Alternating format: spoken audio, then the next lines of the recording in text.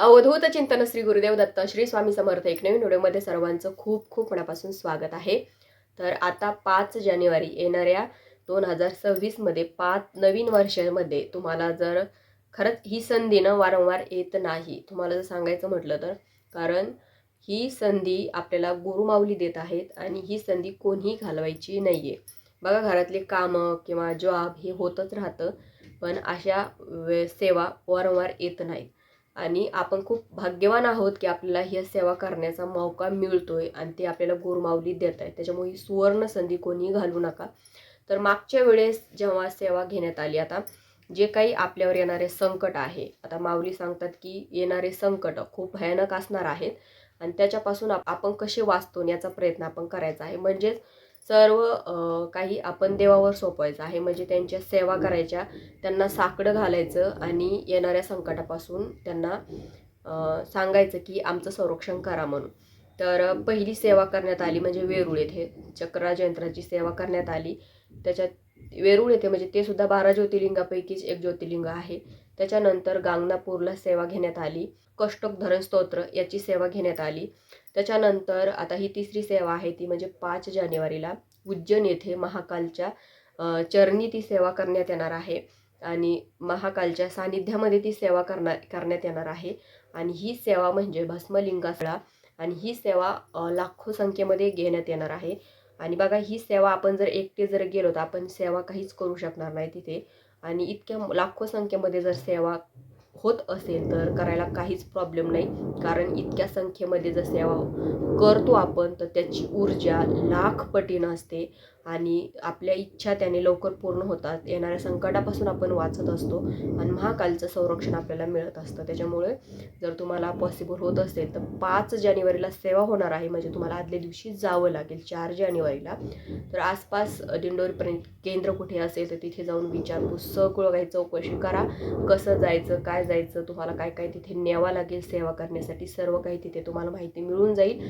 तुम्ही तुमच्या स्वतःचं गाडी वगैरे करून पण तुम्ही जाऊ शकता. केंद्राकडून गाड्या असतील तर केंद्राच्या गाडीमध्ये सुद्धा तुम्ही जाऊ शकता.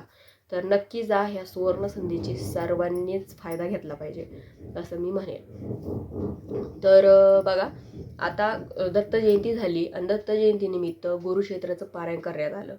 गुरुक्षेत्राचं पारायण म्हणजे 5वा वेद गुरुक्षेत्राचा ग्रंथ मानला जातो आणि या ग्रंथाचं पारायण जो कोणी करतो ना त्याच्या सर्व काही इच्छा पूर्ण होत असतात. मग सर्व काही म्हणजे सांसारिक जे काही अडीअडचणी असतात त्या सर्व काही दूर होत असतात.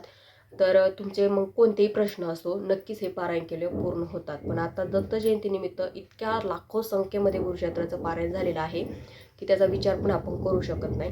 म्हणजे जस्ट मी आता माऊलींचा व्हिडिओ ऐकला आणि त्याच्यामध्ये त्यांनी सांगितलं की आपल्या नुसत्या महाराष्ट्रामध्ये 55 लाख गुरुक्षेत्राचं पारायण एकाच वेळेसमध्ये घेण्यात आलं. म्हणजे बघा, इतक्या लाखो संख्येमध्ये जर पारायण होत असेल तर नक्कीच देवाला आपल्या घराला ऐकावं लागतं, त्यांना सुद्धा झुकावं लागतंच.